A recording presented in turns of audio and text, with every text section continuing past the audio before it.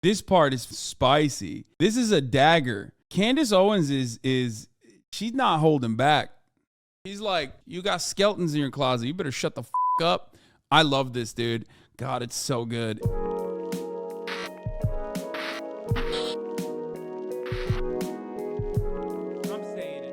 Let's hear from Candice Owens as well. This is the last part of this and Brett Cooper. Brett Cooper had a take on it. She's the young Daily Wire employee that like Steven Crowder is basically talking about. Same. All right, here we go. How long is this shit? Even though he's demonetized, negotiated for months. The first term sheet that I was given, I was like, no, I'm going to change this. I want this. I don't feel great about this. Could you answer this question? That's how negotiating works. And what I got after those 3 months of negotiating, I negotiated for about 3 months for both of the contracts. What I got, I believed to be very fair. And in case people get caught up in the details, I don't really know why this needs to be said, but my contract is not in the same structure. I hate it. I hate every time we like watch a conservative woman. This chat like goes absolute bananas. Don't say I made you this way. I hate it. I'm sorry. It grosses me out. It pisses me off. I don't know if you guys are like joking or if you're being serious, but it's just like deeply, deeply frustrating. And no, don't say we learned it from you, Dad. I don't coom after fucking Brett Cooper, okay?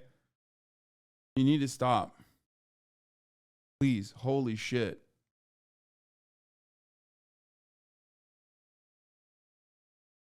It's not funny to hear the same, like, hear me out, I can fix her joke for the 7,000th time, okay? These people are fucking charlatans. They're awful. They're like objectively saying awful things and getting paid handsomely for it. And you're over here going, oh man, like I love her actually. She's great. Stop. Please, get a new joke. Structure is what was offered to Steven Crowder. Not in the slightest. And Jeremy said that in his video, and he said none of our talent has the same contract. At least in my opinion, that is true in my experience. So some of the concerns that Steven Crowder has, though he might be concerned with that, that's not in my contract. I fought for something Makes me different. not want to watch it. But again, the point is, I chose to sign and I chose to trade value for value in a capitalist society working for a business. Now, in my case, the value for me is that being at this young age, I am now 21, I have incredible mentorship at the Daily Wire. Like, I am growing a show and an audience with some of the greatest talent in entertainment and media that you could get. Like, that is not slavery. Okay, it's boring. All right, we're going to look at Candice Owens real quick. And then story, and I got tons of tweets from people asking me about Steven Crowder. People were saying, you need to speak out for Steven Crowder. Candice, blink twice if you're under duress. All sorts of comments like that, and I had no idea what they were talking about. I obviously then went to Steven Crowder's YouTube page, and I saw a video that he had put up, and he was discussing a company who were essentially offering him what he thought amounted to a slave contract. And it was very heavily implied throughout that the company was the Daily Wire. He said it wasn't the Blaze. He said that there were ad reads, that the company offered him a lot of money, and that he wouldn't sell out. You know, it was this super, I'm a martyr and I'm not selling out to you. And the comments reflected that, yay, Steven, you're a hero. Before I even give you my feedback, let's just hear Steven in his own words. Big tech is in bed with Big Con. The people you thought, the people I thought were fighting for you, a lot of it has been a big con. Now, I'm specifically avoiding naming names or going after individuals in this video because I genuinely hope that those I'm addressing, and you know who you are, have a change of heart. Don't sign these contracts. Yeah, he's working real hard, man. He's working real hard to preserve the integrity of racists, okay, that want to do racism and still work within the conservative sphere. Thank God. This guy is a real labor leader, okay? He is going to start a fucking union amongst political commentators on the conservative side with the express reason, with the express purpose of like being able to serve you top of the hour ad breaks for 3 minutes. Because at the top of the hour, there's a 3-minute ad break. And if you no longer want to see those ads, all you need to do is subscribe, which you can do for $5 or for free with a Twitch Prime, or by getting gifted a sub.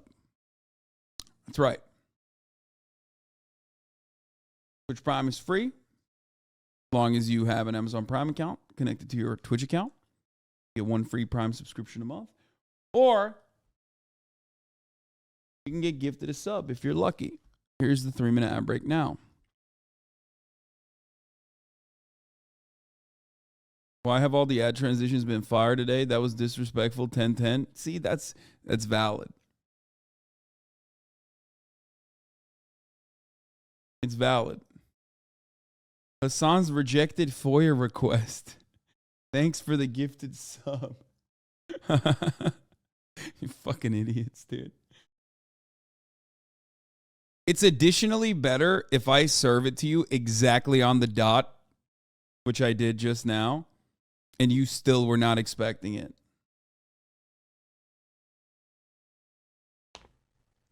I now know what you are signing out there. I have the luxury of not having to. Let me go through this. If any of the major platforms issues a content strike such that Crowder cannot be monetized on such platform, the fee will be reduced by 25%. And then another 20% of it happens on Apple. And then another 10% of it happens on Facebook. And then another 10% of it happens on Spotify. And then if you get a strike, meaning a suspension, another 20%. Just to drive it home, you get hit by a car, you have a sick day, you could lose $100,000 a day. This is what's sent out to everybody.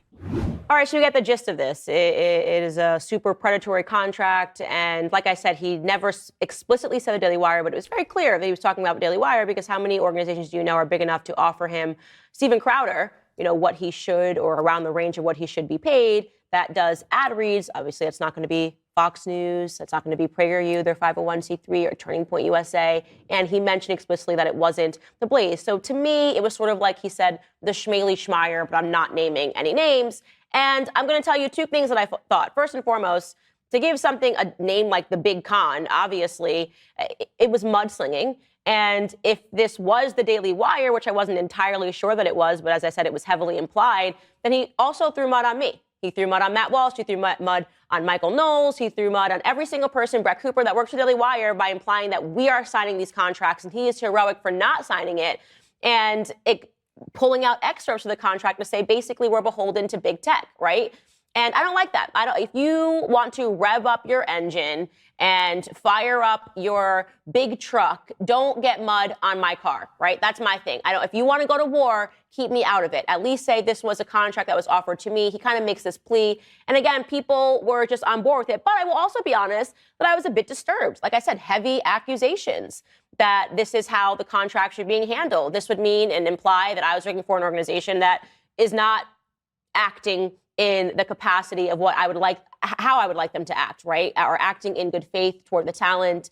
And it felt predatory. So the first thing that I did was I reached out to executives here and was like, what is this? Are you guys going to respond to this? I want to know whether or not you're actually treating people poorly behind the scenes, because it matters to me. It's always mattered to me, okay? You can speak to any organization that's ever worked with me. I have a very good reputation. I maintain friendships with everybody. I do. I don't personally know Steven Crowder. To be honest, the first time I ever had any correspondence with him, he was a bit of a dick to me. You can bleep that out, whatever. But he offered me online to come on the show. I said yes. And an hour later, he lied and said that I canceled, and I never did. And then he corrected it and said, oh, we got confused. And I just thought that's pretty crappy that you publicly tweeted. At the time, I think he had more followers than me, that I canceled on your show, and I never did. But anyways, I never met him in person, and I think he's tremendously talented. And I laughed all the way through his election night coverage. So I didn't really have a horse in this race, and I wanted the Daily Wire to respond. It's just kind of funny that, like, every single person from Steven Crowder to Donald Trump has just been mean to Candice Owens at some point in time. I really want them to address the 20% shit, because I want them to admit that they're trying to rein with him in with the racism. My friend, spoiler alert, but Jeremy Boring, in the video that we watched last night, very openly admitted that. Like, he very clearly said, we love your racism. We love your, like, piss off YouTube segment. It's fucking fire. The problem is, you know what not to say, You can say whatever you want behind the paywall, but you know what not to say in front of the paywall so you don't get banned. Verbatim. I'm not joking. I'm not even fucking paraphrasing, okay? He so clearly and so openly stated that. If everyone has been mean to you in every first interaction, maybe that says something about you. To be honest, though, it could be two things. It could be because Candice Owens is fucking annoying, okay? Sure. But it could also be because, like, everyone that she's surrounded himself with are fucking racist. And raging racist misogynists. So, like, yeah. So that could probably be another reason why they're just, like, fucking annoyed by her existence on top of everything else. To it. I said, you have to respond to this. This makes us all look guilty. People are now thinking I signed a contract with this, like I sold my soul to the devil. This is the implication here. So Jeremy Boring, the co-CEO of Daily Wire, did in fact probably a bit of both. Give a response, actually a thorough response, a 1-hour response last night, which I watched later than my bedtime, I would say. And he went through the contract that they offered Stephen line by line. Again, it was an hour long, so I absolutely cannot play it right now. It would cover the entire show, but you should take the time and you should watch it because he adds clarity and he expands. He goes through the entire contract. There could not have been more transparency. He goes through the entire contract that was offered, and it allows people to actually discern what really went down. And what really went down, according to Jeremy, and I'm very interested to see what Stephen's response is that Stephen became a free agent. He left the Blaze. The Daily Wire offered him a contract, a huge contract, by the way, $50 million they offered him. First, they said, we won't even talk unless you offer a big amount. But Daily Wire came back and offered $50 million. And then Stephen's agent wrote back that they wanted $120 million. So basically, you wanted $120 million over the span of 4 years, which, by the way, pretty unrelatable. Okay, this was last year. I think Jeremy said this all went down in September of last year. And then Jeremy went back and said that there was no way that they could afford that. Months passed, and I don't know, Steven Crowder, new year, new me, popped up in January and was like, actually, it's new year, it's new me, and F you, Daily Wire. I'm not okay with the fact that you even offered me this contract in the first place. By the way, it was a term sheet, not a contract, okay? So Steven Crowder is relying on the ignorance of people who don't know how business work, okay, who don't understand that this is how it works. They put an initial offer on the table, and then what happens is you go get your lawyers, and they go over every single line, okay? So my contract with the Daily Wire took us 5 months to negotiate. Lawyers going over every single line. They got me a term sheet. I said, no way to this. Here's what they are almost like literally saying the exact same shit. Like, I don't think that they're trained and coached to saying this, but it certainly feels that way because of how consistent they have been. It's awesome. It's so awesome. This is just awesome. I can't stop appreciating and enjoying the backlash and all this drama, especially as it pertains to like conservatives complaining about like the starting spark of this being a very famous anti-worker conservative complaining about worker rights, labor protections, as it pertains to like protections over being able to say racist shit without scrutiny, and also ends with him saying that a $50 million contract is slave labor. It's so good. It's like a perfect demonstration of every single thing that we say. What I'm saying, they say, no way to this. And then I say, no, and you go back and forth. And this is just business negotiations. It's nothing personal, okay? And of course, if I did not believe in something that I was signing or I thought it was disadvantageous, we talk it out. And they explain their logic, and I explain my logic and what my fears are. This is totally normal in the capacity of contracts everywhere signed. And yet, by removing some crucial information in his initial video, and like I said, I felt the same way as people that watched it at first, it made it seem as though the Daily Wire was just trying to enslave Steven Crowder. It's just not fair what Steven Crowder did. I think that honestly, he was acting a bit like a child actor. And I think it's incredibly immature to not give people all of the information up front, right? What's Crowder's exit ramp? There's no way he has a better deal lined up. And there's no way to the publicity from this is worth $50 million. it's not. I think he realized that, like, he just wanted to be independent and not work with, like, The Blaze or not work with the Daily Wire, not work with a larger conservative media conglomerate that will, like, offer him a contract on top of the money that he's making, which is what he's used to, so that he can maintain his own, like, email list. I think that a big part of this argument, this back and forth, revolves around email lists and data that you can eventually sell to conservative campaigns. Because, like, if you have a fat email list, dude, if you have a fat email list full of fucking idiots, okay, full of the dumbest people on the planet that are, like, willing and able to go and shoot up schools or shoot up the Walmart or go and shoot up the ballot box, I guess, literally and figuratively, that's valuable to Republican operatives. That's, like, at least at the minimum, it's like $500,000, $250,000 a pop for each individual campaign. That is going to generate a lot of revenue for Steven Crowder. Do streamers have an email list of all their subs? No, I don't. I mean, maybe. I don't know. To refuse to name specific. What the fuck is a streamer going to do with their subs, dude? Names, and to therefore sling mud onto every single person. And it's egocentric, right? It's going, this was my experience, and therefore it must be everybody else. No, it's about the ownership of the IP, because in the contract they would all go to DW. Yeah, I mean, that's another component of it too, but I do think that the email list is, like, the main reason why he's doing what he's doing now. Else's experience. And so I'm going to be the hero by saying that everyone's under duress and you can come to me so I can start my own company. At the end of the day, I think what happened, this is completely my opinion, by the way, so I'm not blinking twice, I'm not under duress, is that Steven Crowder became a free agent and he's feeling a little vulnerable right now. Right? He's used to working for other organizations. He has some guaranteed pay. And he thought that Daily Wire were actually going to meet him at $120 million.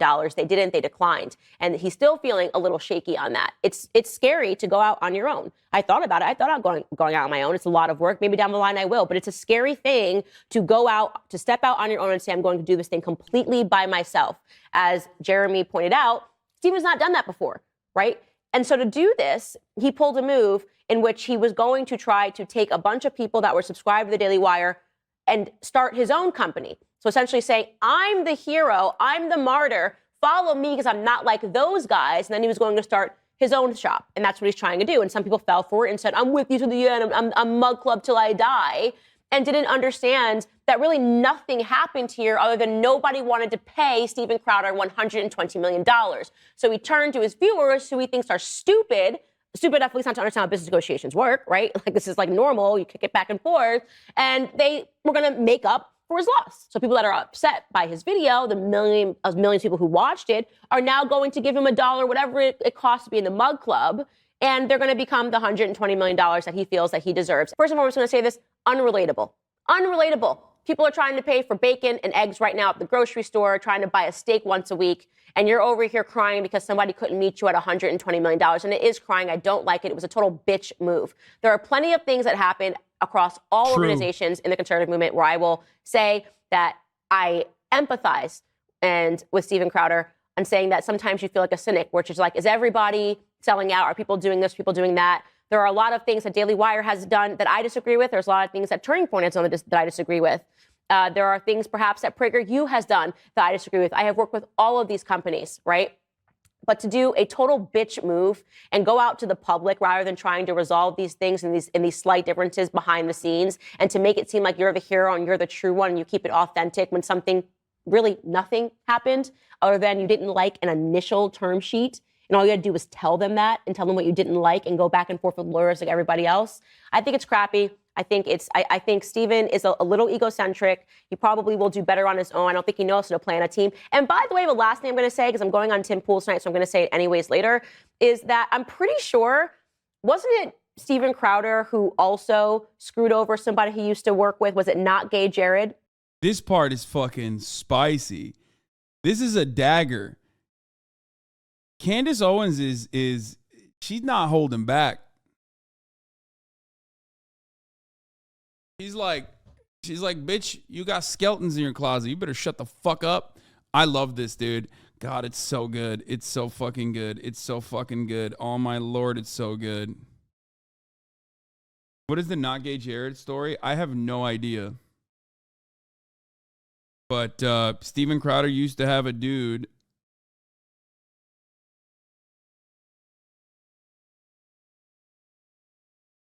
called Not Gay Jared.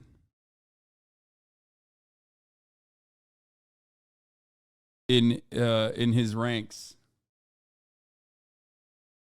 Oh, Jared said, for what it's worth, it should be noted that I resigned from Louder with Crowder via written 2-week notice on July 2018. I was not fired or dismissed from my role, nor was I forced out of the company in any way. My departure was 100% my decision. Why I decided to leave so abruptly is a different story, but it was my personal decision.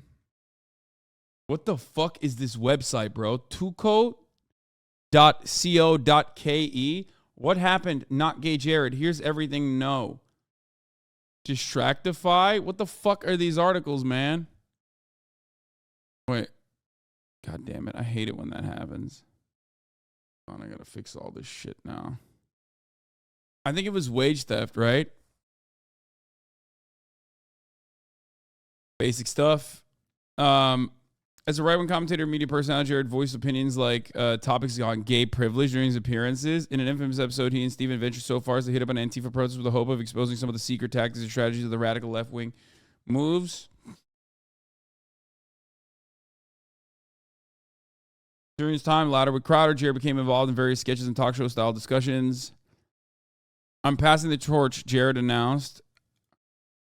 A very not gay Jared farewell. Reportedly left the show because he and his partner were expecting a baby. He left because he's having a kid, wrote a Redditor.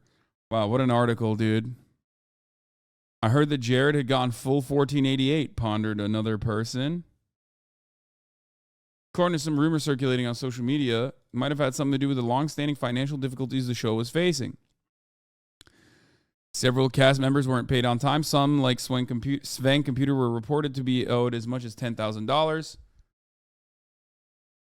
Apparently, he owes someone named Sven Computer 10K in unpaid wages. It's been tearing the team apart. Not an endorsement of Owen Benjamin, one person tweeted. I don't know. When Jared left, Crowder prevented Jared from getting a job at CRTV or another job in comedy. I don't know if this is true or not, but Sven tweeted out a bear emoji. Owen talked about Crowder owing Sven money, and Jared liked the tweet. Many people think that could be Sven and Jared's way of confirming what Owen said, since they can't outright discuss issues with Crowder because of NDA.